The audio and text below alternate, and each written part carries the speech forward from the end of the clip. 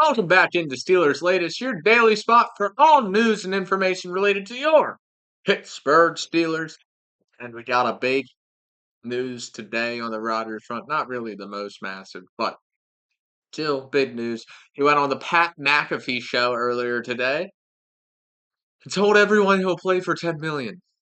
Now that sounds good at first, as Steelers fans, as you're like, oh, that's way cheaper than maybe trading for someone like Kirk Cousins. But there could be a secret meaning behind this. Hopefully, I'm not looking too deep in it. Maybe he doesn't want to be a Steeler. Maybe he's still playing his options elsewhere, telling every team that he'll play for $10 million. It wasn't just the Steelers. He wasn't like, hey, Steelers, I'll play for $10 million. It was more like, I'll just play for $10 million anywhere. So I think he saw the reports about J.J. McCarthy come out. I think he's still hoping that Minnesota lands him and he can complete his full Brett Favre career arc like he's always dreamed about, it seems like. He still says retirement's also a possibility because there's a lot going on in his personal life right now. It's not sounding too hot for us. He said he doesn't feel like he owes anyone a decision.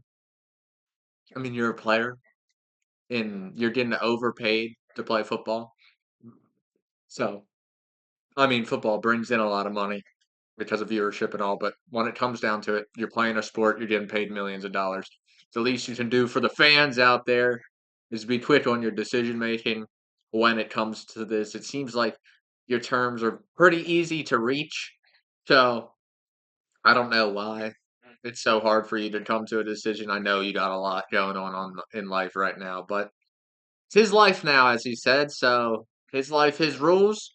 And we just are living in Aaron Rodgers' world and just waiting for any possible solutions to Rodgers and this situation for him to come to Pittsburgh. And if not, what are the other options out there? I'll list them all.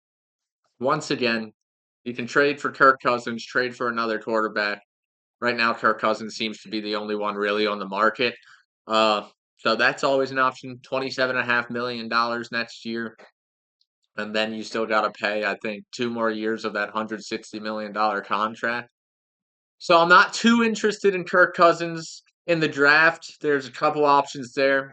Mostly in the first round, you're relying heavy on the quarterbacks to kind of fall to us with Shadur Sanders and Jackson Dart.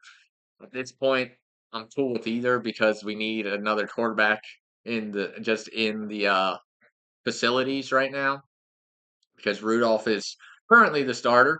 Or you could draft later in the later rounds, get someone like Howard or Milrow, who I like a lot more than Jackson Dart. Uh, have them sit behind Mason Rudolph for as long as Mason can keep that starting role, as long as he can win games.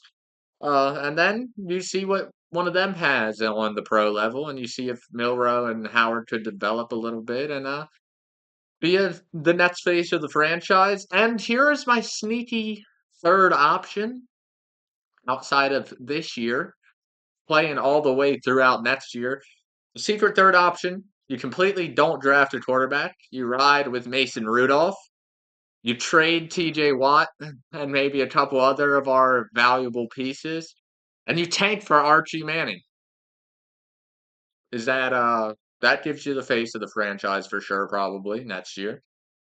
The last time we had a first overall pick, though, was in 1970s, and with Mike Tomlin, it doesn't seem very likely we'll have a first overall pick again. But in 1970, our first overall pick was Terry Bradshaw, and guess what he led us to? The most successful 8-year period of any Steelers team ever. So that's always an option to tank. I don't like the tanking option because this is a professional football league. You're paid to go out there and win games, but I mean, we've seen this be more of a trend in recent years in the sporting world, so it's always an option.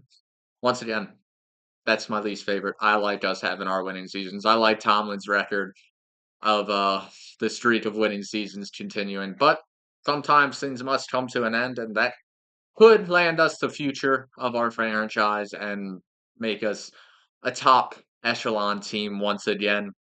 But let's move on to some of the player visits that happened today.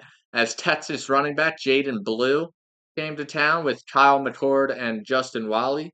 Kyle McCord from Syracuse, the quarterback there, and Justin Wally, the cornerback from Minnesota. Let's break these prospects down real quick. Jaden Blue, he's really fast. He's a speed option out of the backfield for sure. We had a 4.38 out the combine and a 4.25 at his pro day. Now those are pro day numbers right there, so you never know. They could be boosting his stats a little bit with the quick finger on the little stopwatch. But he has middle round projections. He's not my favorite guy because he's not that power build that we need. I think he's a lot like Jalen Warren, who I've had some critiques over the past couple weeks about. Uh, he's just not that big of a guy, not a inside the tackle runner of the ball, it feels like. And he has that fumble issue too. We already have a running back with a fumble issue in Warren, so let's not be putting the ball on the ground by bringing in another running back with a fumble issue. Once again, I've talked about other running back options. I'd be more interested in that fit that power mold than Jaden Blue. Kyle McCord, he didn't grade out well in the combine. Wasn't top 10 in really any of his grades and athleticism and stuff like that. He has an aggressive mindset, which can bite you in the ass in the NFL, but can also pay off pretty well. So that's also up in the air on if you like that or not, because that can lead to big plays, but it can also lead to big plays for the defense, forcing turnovers, interceptions, a lot of that. He also doesn't have the quickest release. I don't really see much upside in Kyle McCord. I don't think his ceiling is as high as someone like Milroe or Howard. And the cornerback, Justin Wally, he has a lot of experience at Minnesota. He played 42 out of 49 games. He started 42 of those games. He has good press coverage and anticipation, which is always nice to see. But with players like that, you do run into the foul issue because there's such a physical presence at cornerback, and we know that refs love having the quick trigger on the flags these days. But those are the three prospects that visited us this year. Now let's talk about next year's outlook right now. As right now, Vegas has us at 8.5 wins, probably mostly because of Tomlin. Without Tomlin, we're probably sitting at 6.5 or 5.5 wins.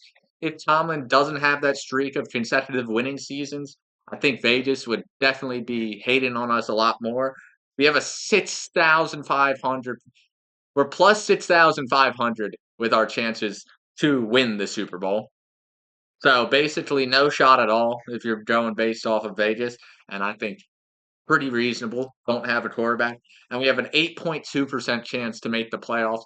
Do we think this is true? Right now, as I see it, it's pretty fair to be saying all these things about the Steelers, to not have the best projections for next year. I don't even know if Rodgers really adds much to the winning total. Like, it might jump a game to 9.5 wins if you were a betting person. But I don't know. It's just not feeling too great.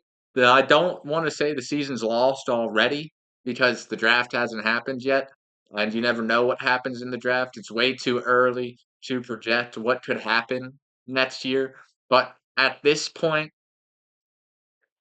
I don't know. We're probably sitting at, I think this could be Tomlin's first losing season, honestly. I usually don't say this. If you've known me for years, most of you probably haven't known me for years.